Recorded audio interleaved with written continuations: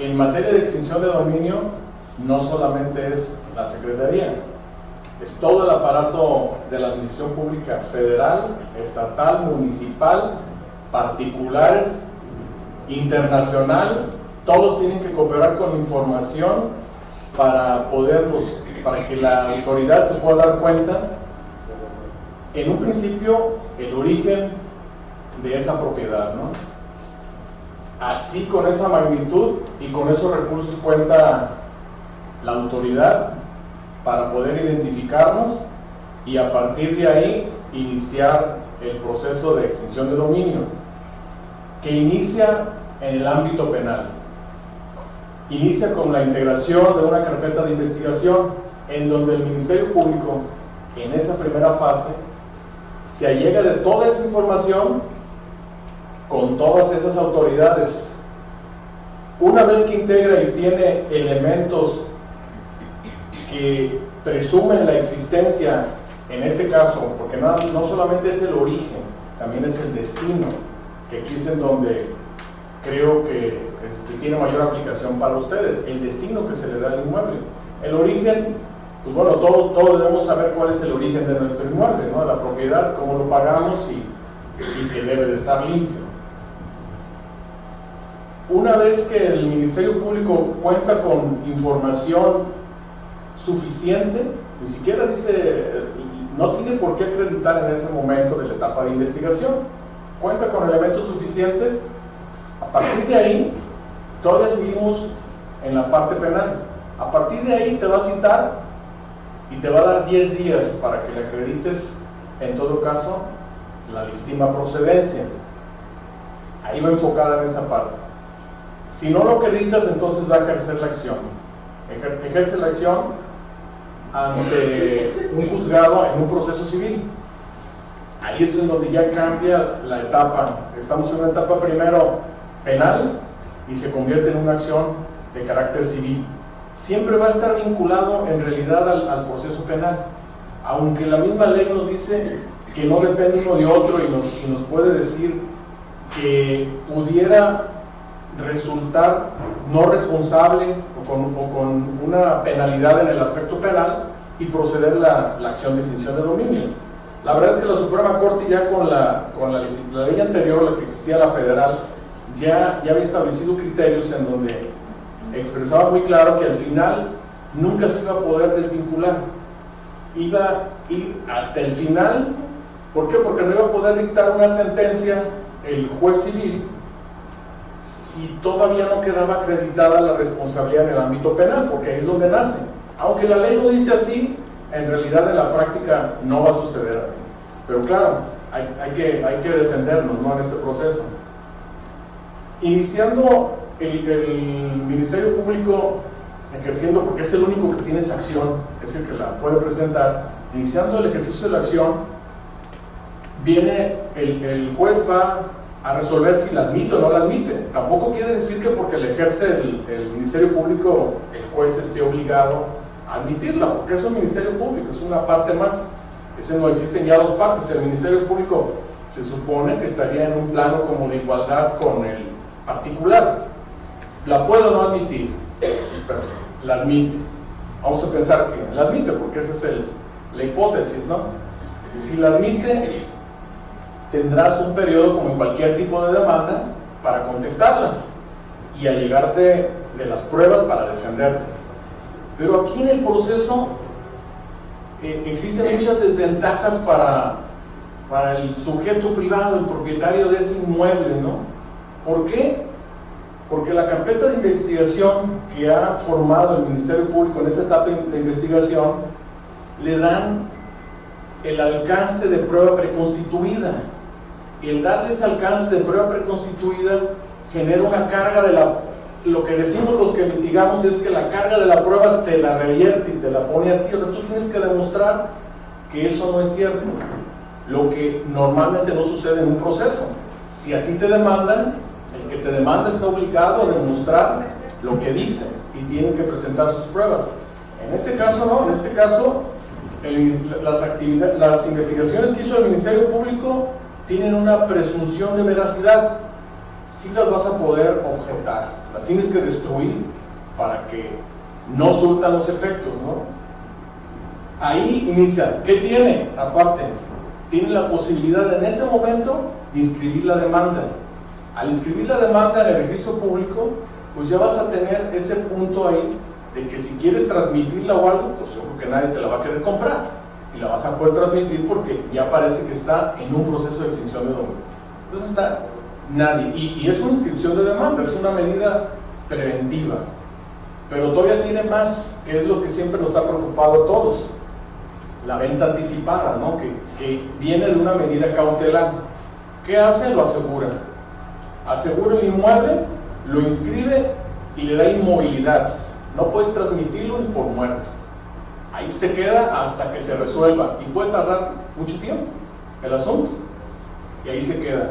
Pero además, de acuerdo a los criterios de oportunidad que establece la ley para la institución que se va a encargar, que es el SAE, pero que ahora se va a llamar el Instituto para Devolver al Pueblo lo Robado, él podrá establecer en qué momento es necesario venderlo porque no es costeable la administración del mismo, y lo podrá vender.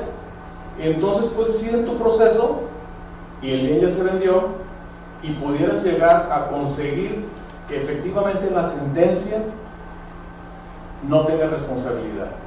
Y entonces ahí viene hacia atrás: ¿y mi inmueble?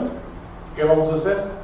Pues te van a devolver una cantidad, ¿no? Más algunos intereses y rendimientos, pero aparte dice, menos los gastos de administración que tuvo que haber hecho la autoridad, lo que se me hace excesivo. Ahora resulta que me tienes que descontar aún y cuando resulté inocente. En materia de extinción de dominio, no solamente es la Secretaría, es todo el aparato de la administración pública federal, estatal, municipal, particulares, internacional. Todos tienen que cooperar con información para que la autoridad se pueda dar cuenta, en un principio, el origen de esa propiedad, ¿no?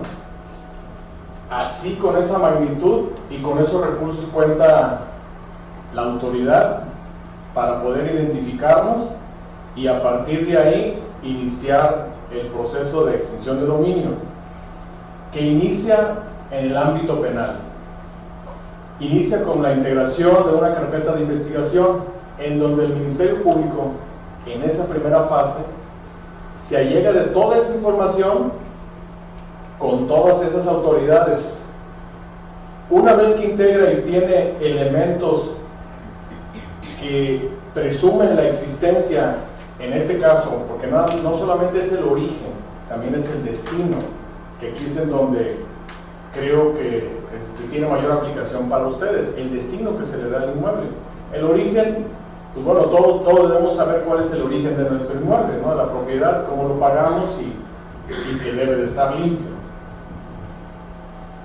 Una vez que el Ministerio Público cuenta con información suficiente, ni siquiera dice, no tiene por qué acreditar en ese momento de la etapa de investigación, cuenta con elementos suficientes, a partir de ahí todavía seguimos en la parte penal. A partir de ahí te va a citar y te va a dar 10 días para que le acredites, en todo caso, la legítima procedencia. Ahí va enfocada en esa parte. Si no lo acreditas, entonces va a ejercer la acción. Ejerce la acción ante un juzgado en un proceso civil. Ahí es en donde ya cambia la etapa. Estamos en una etapa primero penal y se convierte en una acción de carácter civil. Siempre va a estar vinculado en realidad al proceso penal, aunque la misma ley nos dice que no depende uno de otro y nos puede decir que pudiera resultar no responsable o con una penalidad en el aspecto penal y proceder la acción de extinción de dominio. La verdad es que la Suprema Corte ya con la ley anterior, la que existía, la federal, ya había establecido criterios en donde expresaba muy claro que al final nunca se iba a poder desvincular, iba a ir hasta el final. ¿Por qué? Porque no iba a poder dictar una sentencia el juez civil si todavía no quedaba acreditada la responsabilidad en el ámbito penal, porque ahí es donde nace.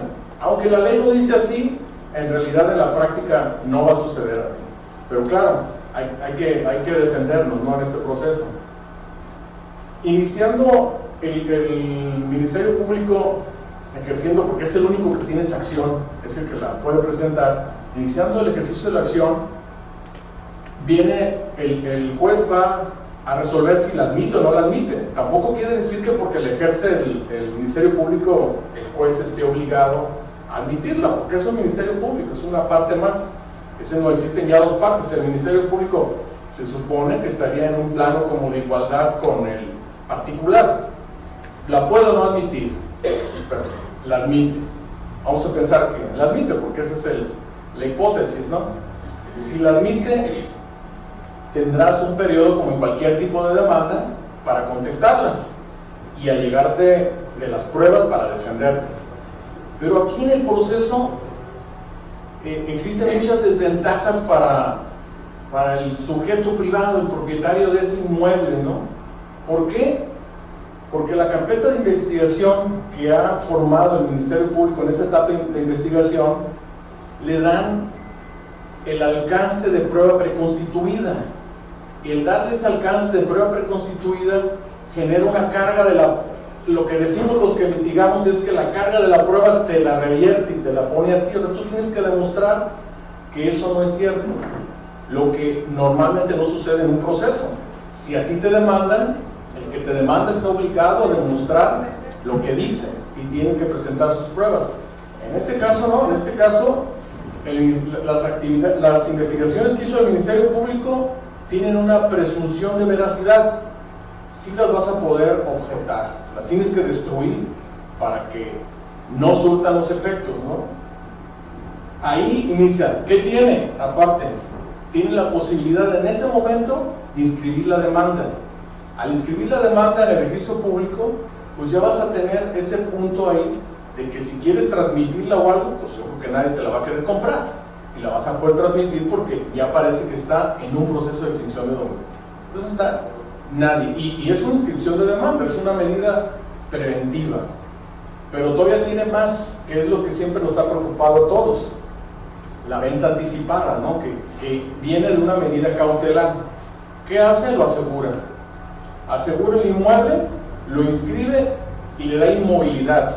No puedes transmitirlo ni por muerte. Ahí se queda hasta que se resuelva, y puede tardar mucho tiempo el asunto, y ahí se queda.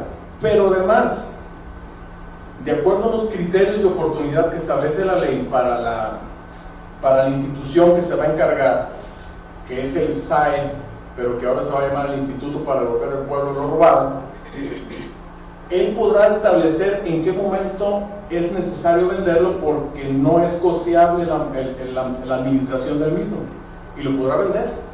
Y entonces puedes ir en tu proceso y el bien ya se vendió, y pudieras llegar a conseguir que efectivamente la sentencia no tenga responsabilidad. Y entonces ahí viene hacia atrás. ¿Y mi inmueble? ¿Qué vamos a hacer? Pues te van a devolver una cantidad, ¿no? Más algunos intereses y rendimientos, pero aparte dice, menos los gastos de administración que tuvo que haber hecho la autoridad, lo que se me hace excesivo. Ahora resulta que me tienes que descontar aún y cuando resulté inocente. Todo ese proceso, además, está hecho de una forma que no permite apelaciones subsecuentes para que lleve celeridad y termine pronto. Pero te da una posibilidad, si te allanas, es decir, si dices, es cierto, te van a dar el 5% de la venta.